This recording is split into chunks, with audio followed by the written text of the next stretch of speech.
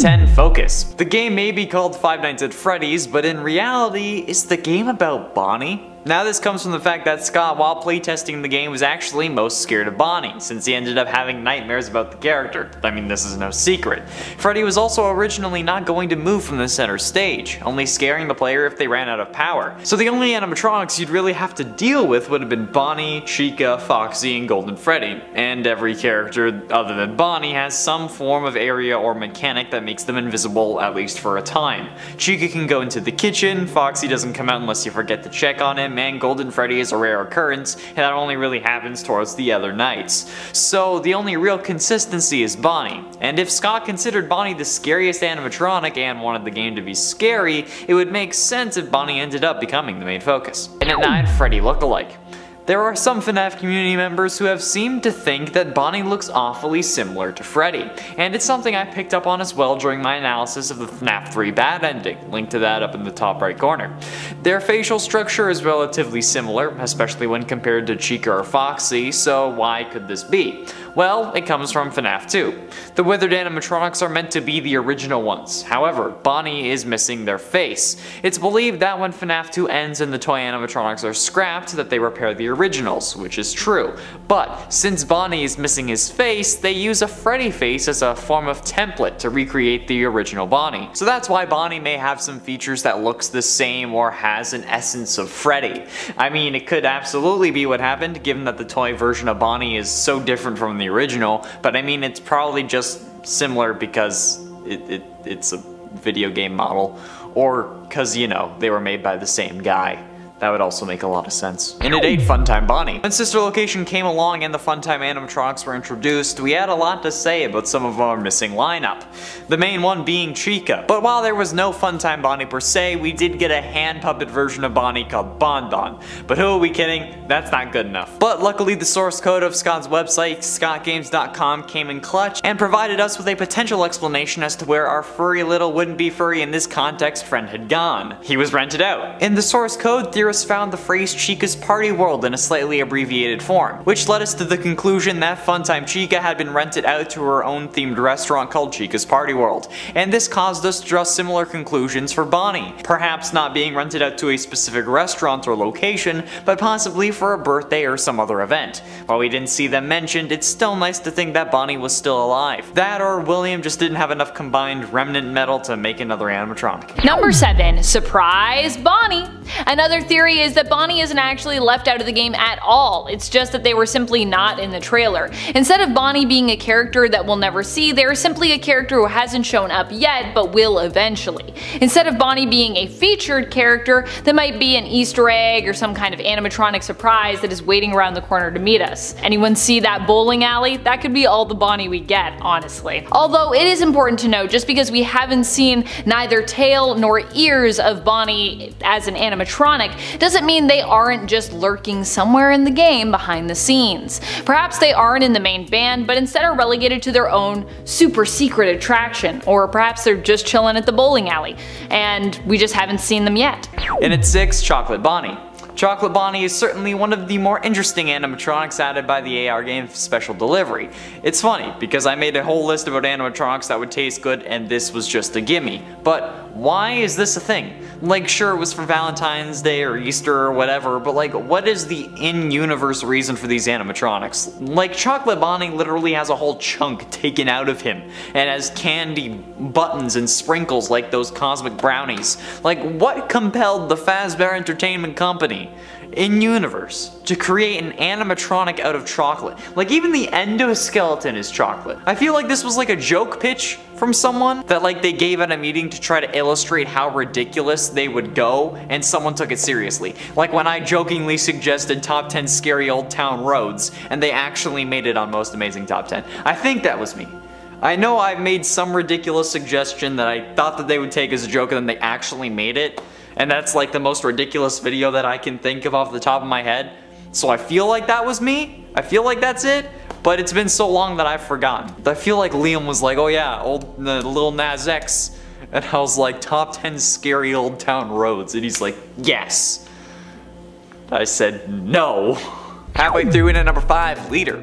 Sure, the place is called Freddy Fazbear's Pizza, but is Freddy the actual leader of the group? Sure, he's the one who's front and center and singing all the kids' favorite tunes, but he hardly does anything in the game. And he was originally going to do even less, only sticking around on the stage and scaring you if you ran out of power. And he was also hardly in the trailer for the first game. The trailer really featured Bonnie more, and honestly so do the games. Bonnie's the first animatronic to typically make a move towards you on each night, and Bonnie has quite a few versions as well, with 22 different versions in his own right, including the FNAF AR Springtrap and Plushtrap skins. And Bonnie is the other animatronic that got introduced with a shadow version in FNAF 2. So is this giant bunny more than meets the eye? Is this like a Puppet Master scenario where Bonnie is manipulating Freddy to get what he wants? I mean, like, the main killer does use a Bonnie suit after all. In at 4, Nightmare Bonnie. The Nightmare animatronics are the center of quite a few theories, thanks to the confusion FNAF 4 caused in the community. However, while we could discuss why the animatronics have stomach mouths or why they're all torn up, since the stomach mouths are most likely because of Elizabeth getting scooped and being torn just makes them look scarier, I wanted to ask why Nightmare Bonnie looks the most tame out of all the Nightmare animatronics. Like, seriously, when I look at them, I find Bonnie to be the least scary. The others have at least one thing that really sets them apart usually, especially Nightmare, but Nightmare Bonnie seems the most generic, and I have a theory as to why. When talking about Bonnie, it's impossible not to mention how he gave Scott nightmares while testing the first game, like I said earlier. In a way, this version of Bonnie is how Scott always saw him, but I believe in an effort to make the Nightmare Bonnie less horrifying for him, he made the most basic Nightmare animatronic that he could, so he could still play test the game without having nightmares again. Or because he made Nightmare Bonnie first and then added stuff to the other ones to make them more unique, or make them different, aside from the fact that they're all different animatronics. You get what I mean. Number 3, Bonnie becomes Glitchtrap. We've all focused on the fact that Glitchtrap is looking for a human host just based on what seems to be implied with him needing or wanting Gregory for some yet unknown purpose. A lot of people assume that Glitchtrap will try to possess Gregory and use him as a host, but does this really make sense? After all, if you were going to take over anyone as an adult, would you really choose to become a child? I mean, being a child was cool and all, but children aren't really able to do as much as adults are because they don't have permission from either their parents or the government. There would be a lot that you couldn't do simply because you just weren't old enough yet, or even because you might not physically be capable of that yet. So why would Glitchtrap want Gregory for this purpose? It's more likely to me that Bonnie is actually the intended host, and Glitchtrap plans or perhaps has already moved into an animatronic and taken hold of it. The fact that Bonnie isn't seen in the trailer could mean that Bonnie is the one who will show up as the new main antagonist, fully possessed by Glitchtrap. And we'll get a big reveal of this, which is why Bonnie doesn't show up, so as not to ruin that big reveal. And ultimately in at number 2, more shadows. Now, I've discussed Shadow Bonnie earlier on this list, giving ideas as to how he ended up being created, but there's actually a theory that there are 2 Shadow Bonnies. The ones we see in the games, like FNAF AR and FNAF 2, but also the ones we see in the mini-games of FNAF 3, since the one in the mini-games appears to be more like the Yellow Spring Bonnie suit that we can also see in those mini-games. Whereas the previous Shadow Bonnie is very much based on Toy Bonnie, which only goes to further add to the whole Springlock victim theory, since FNAF 3, where this minigame version appears, is heavily focused on Springtrap and the spring locking that caused him to become Springtrap in the first place.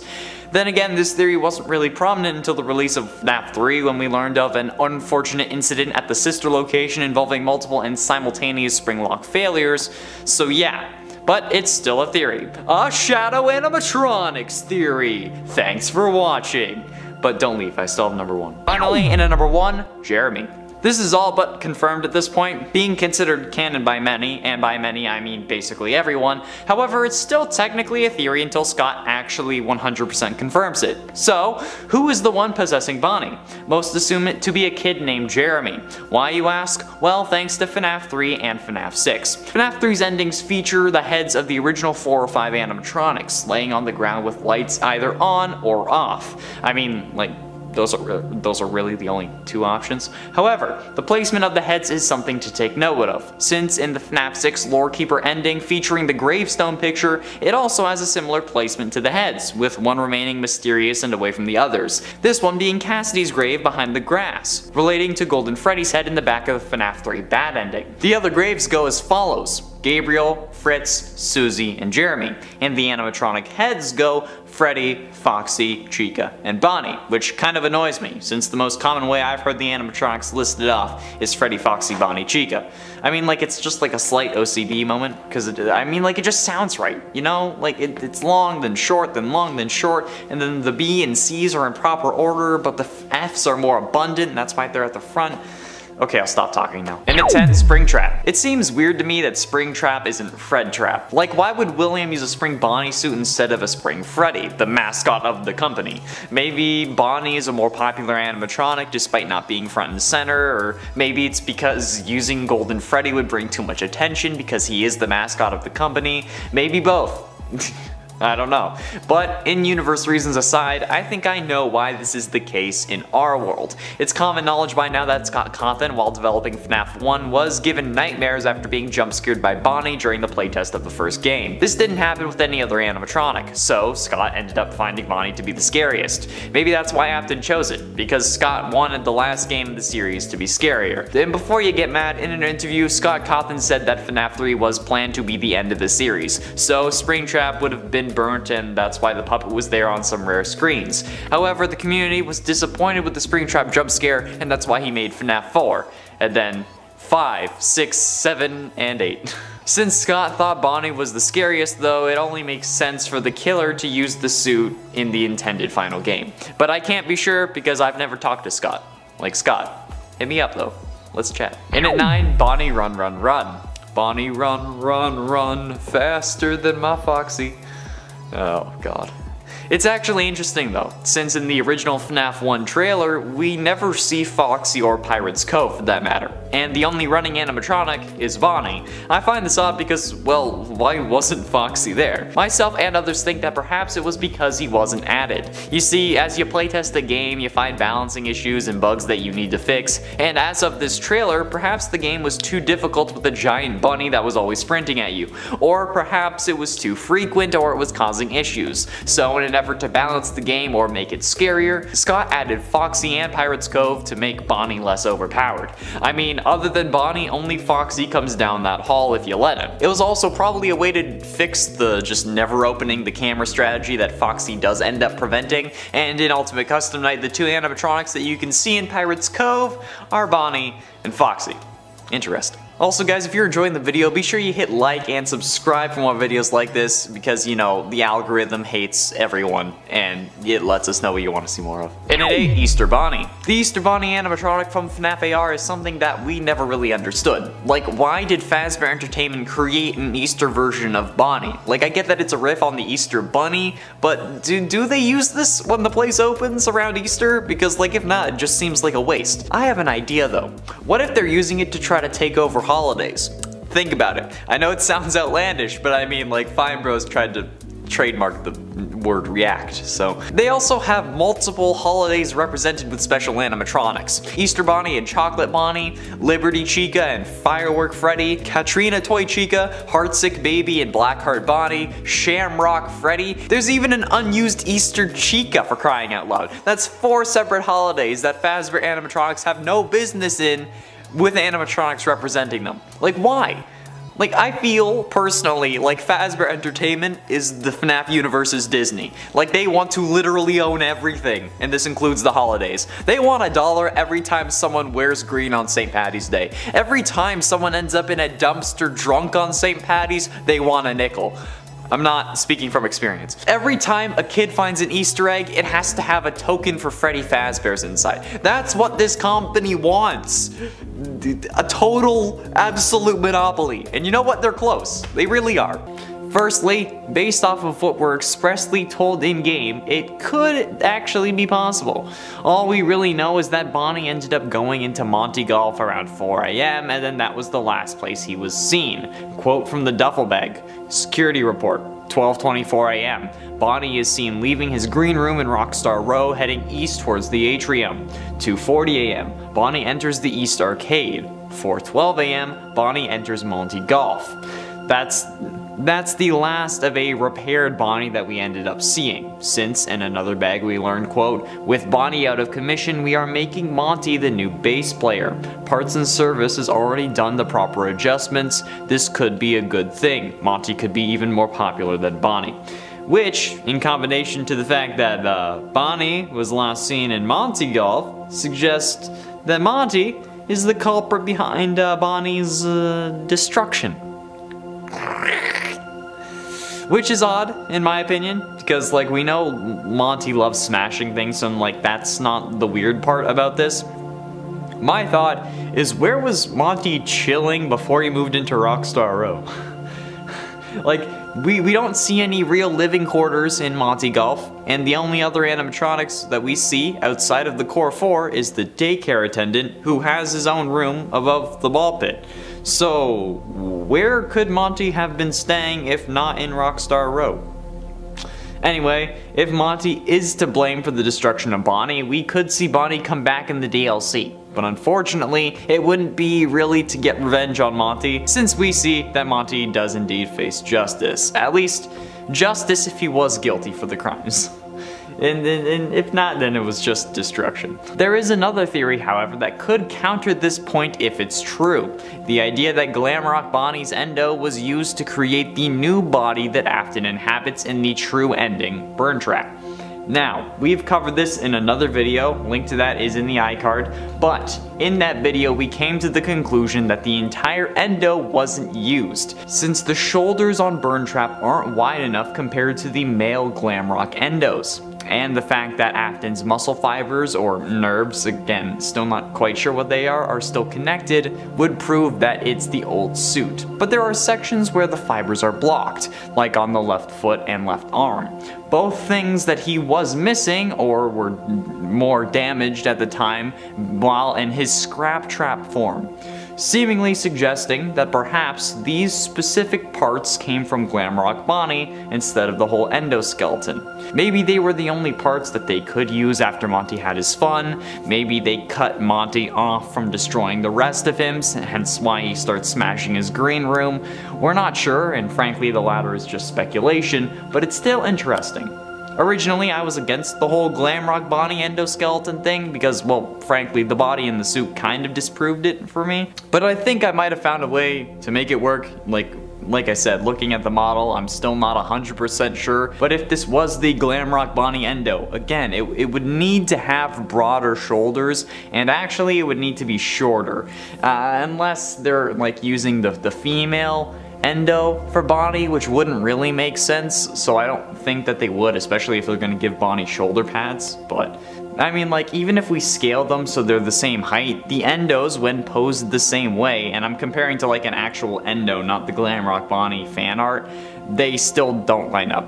And I mean, there are similarities between the two, of course, but there aren't enough where I can even call this above 50%. There are also issues of, again, the muscles being woven throughout the body. If it was just the head, I would understand, since they could have just put the old head on a new endo body, but with the muscles throughout the rest of the endo, that's too intricate to have been placed there. Even if they were, they would be dangling. They would just be hanging out, unless they had been stuck there like with super glue. Because like they were deep in there, because you know, he was shoved full of machine parts. So yeah, if Afton was going to transfer his head to a new endo, it wouldn't come with the rest of the body bits. So yeah, I'm gonna go with they added the arm and the leg on after the fact. But what would that mean for Glamrock Bonnie?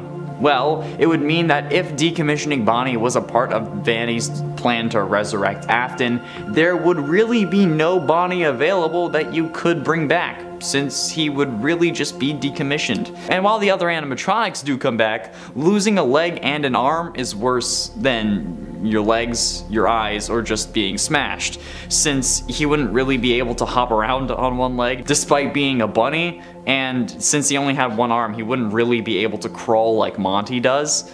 So, I mean, I suppose the DLC could instead just be replacing Monty with Glamrock Bonnie, but that's achievable with mods, so there isn't really a point to making that a paid DLC since we would all just opt into modding the game for that experience. Plus, certainly the model they use for Bonnie wouldn't end up being the one added to the mod instead of the current one, so at this point we'd need a solid DLC to actually make it worth it. With that being said, however, Bonnie being decommissioned might actually impact his presence in the game, but not to the story, since the DLC could be, like I've suggested before in other videos, a series of missions that involve us investigating his disappearance, possibly as a favor to Freddy, since he really seemed to miss Bonnie. Like, he was pretty sad when he was saying that there's no Bunny in this Pizzaplex, not anymore. That was my Freddy impression. Maybe it would even be because Freddy was already investigating it or something like that, saying that he knows Monty's been giving him side-eye and wanted to know if that Monty would be coming after Freddy next, since after all, Monty is stronger than Freddy, at least until we break Monty's brains in with a giant bucket filled with balls, which is a total hazard, by the way. I mean, like, come on. The giant bucket that we use to crush Monty is such a issue for health and safety for both employees and for customers. Because, like, if a 6-year-old kid with a 4-year-old's body can use it to destroy an animatronic, how safe is it going to be for literally anyone else? Like, what's the point of the bucket anyway? Like, is it supposed to contain water? Because, like, when it falls on Monty, it breaks the catwalk that we're on. And honestly, water, especially in that quantity, is going to be a lot heavier than some ball pit balls filled with air. Seriously, who the living hell thought that this was going to be a good idea? Or like, how have they not gotten fined for it yet? Or like, how have they not fixed it if they have gotten fined? Yeah, there are guardrails on the catwalk, but that doesn't matter if there's a giant bucket that can destroy the catwalk that you're standing on and then cause you to fall to your death. Especially when falling that distance just like severed Monty's legs from his torso.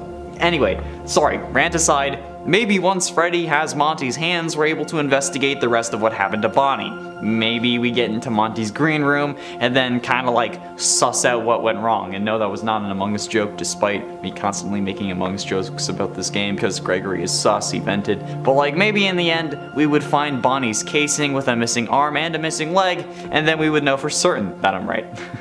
Now, do I think that this is going to happen? Really? I'm not sure. Like, a lot of people seemingly want to see Bonnie in this game, so much so that they are replacing Monty using mods, but also the idea for the Choose Your Guardian DLC is also very popular, and perhaps even more popular than the others. However, since we know DLCs to be canon add-ons, I'm guessing that a Bonnie investigation would be more likely than switching up the robot who protects us, since honestly, the whole Bonnie thing has less lore implications in the long run.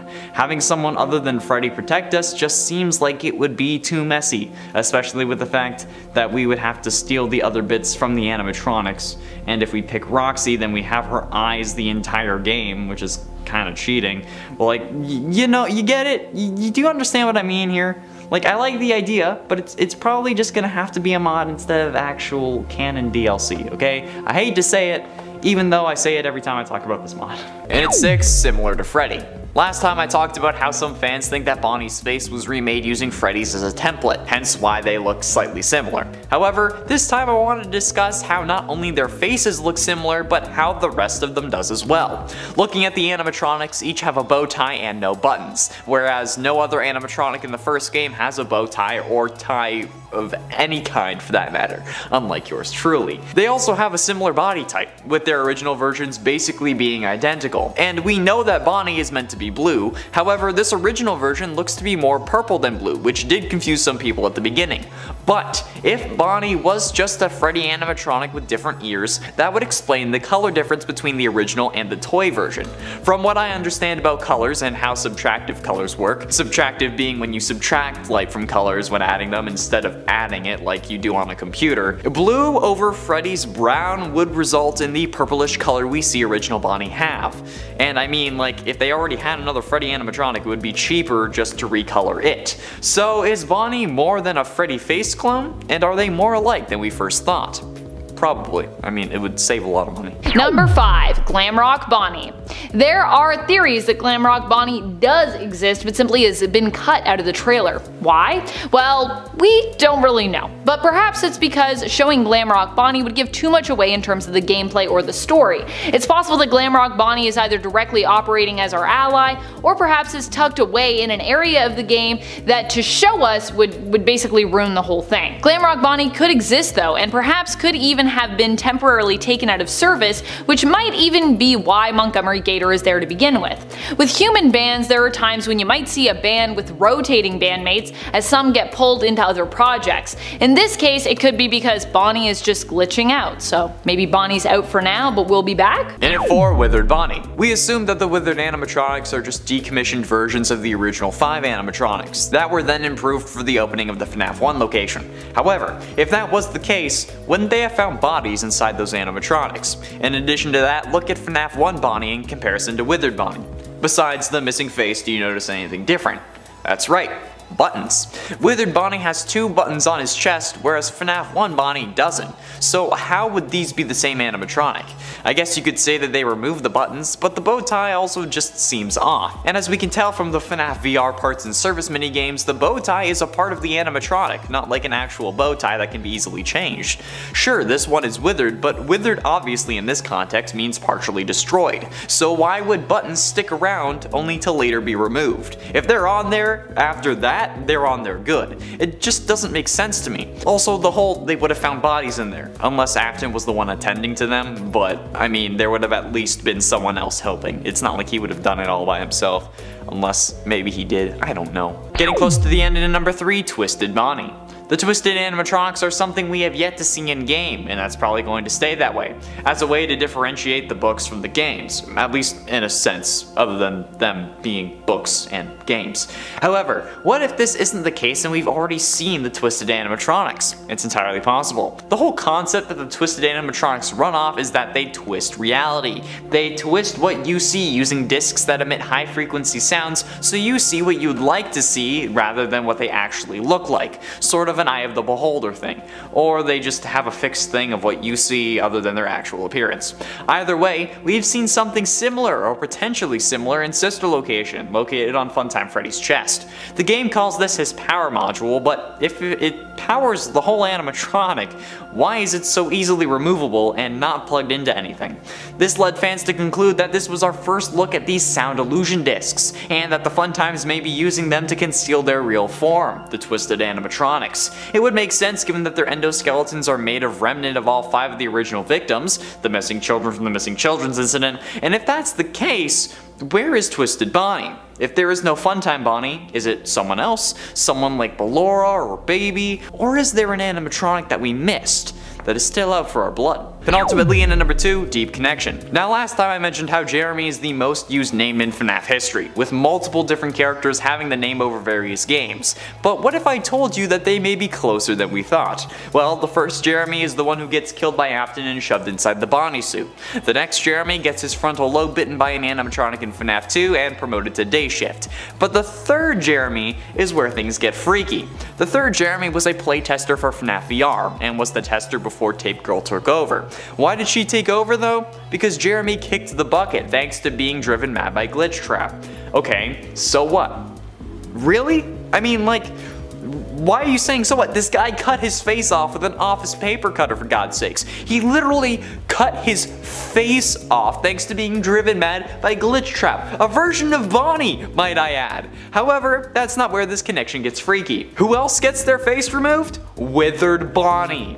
Withered Bonnie's whole thing is that he's missing his face. There is no way that is a coincidence, especially when Withered Bonnie shows up in the final pizza party minigame room. Too many Jeremys and too many connections to Bonnie for that to be unintentional. There has to be something there. I hope.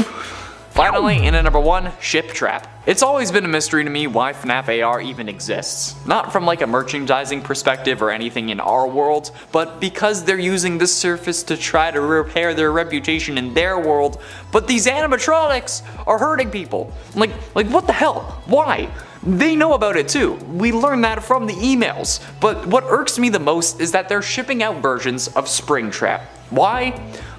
What? Why on earth are you shipping out versions of your infamous killer? We know that people know what he did, as evidenced by the man in room 1280, so why are you doing this willingly? Some people have said it's because they didn't know, they just thought that he was a version of Spring Bonnie, but he's literally called Springtrap in the menu. If they didn't think he was Springtrap, they would have called him Spring Bonnie. The name Springtrap implies that someone was trapped by the spring locks. It makes me so angry. I don't get it. For God's sakes, like, do they want a bad reputation? Number 10, the Roxy connection. Because everyone loves the animatronics in FNAF so much, it should come as no surprise that people even ship them together sometimes. What is shipping? Well, for those who don't know, shipping characters means that you are imagining what it would be like if they dated or were in a relationship. Relationship being the key word from where the term ship comes from. Some fans who ship Foxy and Bonnie together as a couple have even suggested that Roxy is their animatronic daughter. Of course, Foxy and Bonnie are both often referred to as being male animatronics, but they are also, well, animatronics, which means that you could combine pretty much any two animatronics together regardless of their gender identity or lack thereof, and create something new if you so wish. Perhaps Roxy was more literally even made from parts which came from both Bonnie and Foxy, which is how I'd imagine creating an animatronic's offspring would work in FNAF, although that does imply that Foxy and Bonnie may have even had to die for Roxy to live. Pretty dark. Number 9, Montgomery Gator is the new Bonnie. When it comes to who is who in terms of character replacements, this one might seem a little on the nose, but it's still important to note. Montgomery is obviously meant to be the new Bonnie in the games. This isn't just because Roxanne matches up more neatly with taking over Foxy's place, which a lot of people have referred to due to their similar appearance. It's also because of Montgomery versus Bonnie's place in the band as lead guitarist. It seems as though Montgomery is filling in that position in the band, but also in the games in general. And friends, before we move on to this next spot, if you are loving this list and you want some more security breach theories, perhaps regarding specific characters, be sure to let us know by giving this video a thumbs up. Number 8, Montgomery is the old Bonnie. We're being led to believe that security breach takes place during present day, 2021 or 2020. But what if that just isn't true? What if security breach actually takes place during a different time period? The 80s style of the game cannot be ignored. But the question is this some future trend 80s style where retro is made new again? Or does part of, or potentially all of the game actually take place during the 80s and we've been led astray by the clues that we've gotten so far?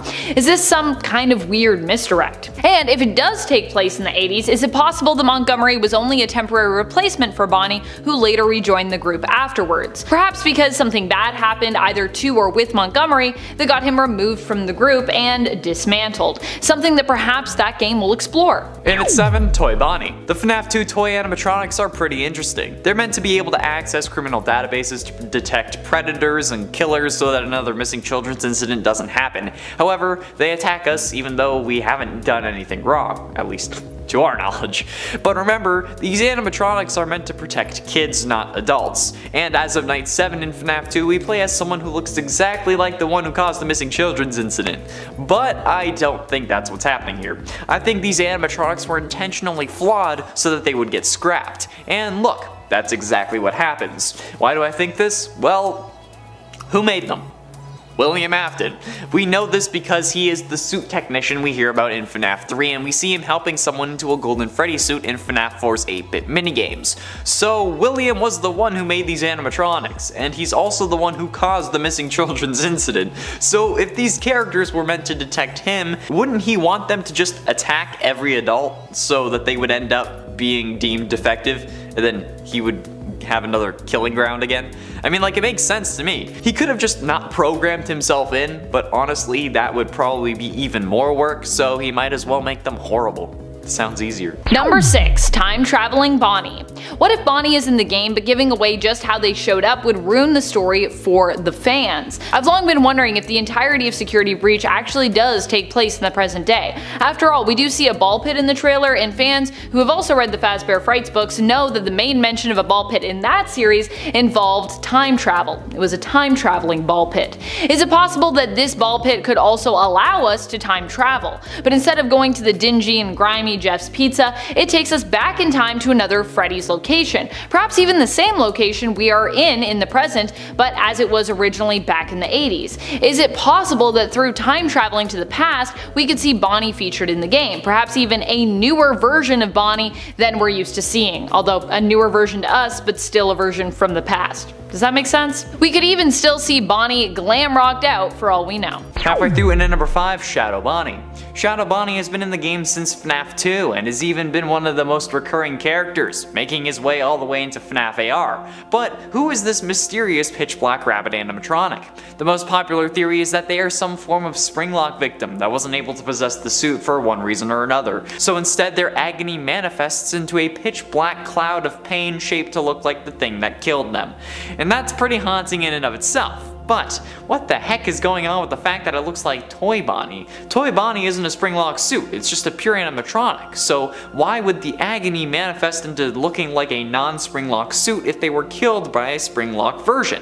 Why not possess the golden Bonnie suit so William couldn't end up using it? And why does looking at this animatronic for too long cause your game to crash? There are only 3 animatronics that I know of that cause this, and 2 out of the 3 of them are both variations of Freddy. Golden Freddy and Nightmare, so what gives? Number 4, Vanny is the new Bonnie. What if Bonnie is actually being replaced by another non-animatronic? Oh, Vanny. MatPat has theorized in the past that Security Breach will be a sort of passing of the torch to a new cast of characters, introducing both new humans and animatronics who could be allies or enemies, or even protagonists. If this is true, then it seems likely that Vanny could be the new Bonnie. After all, both are rabbits and both are antagonists. This would mean, however, sadly, no more Bonnie for us, as that role is already filled. Sad. Unless of course something even more sinister is going on when it comes to who might be taking over the role of everyone's favorite animatronic bunny bandmate. Getting close to the end in at number 3, Rockstar Bonnie. Now what's really confusing to me is Rockstar Bonnie. Introduced in FNAF 6, Rockstar Bonnie was in essence just an excuse to make more versions of animatronics for merch reasons. At least I feel that way. But Rockstar Bonnie looks like more than that, since it has a similar style to the FNAF 1 and Withered Bonnies combined, along with 2 extra toes.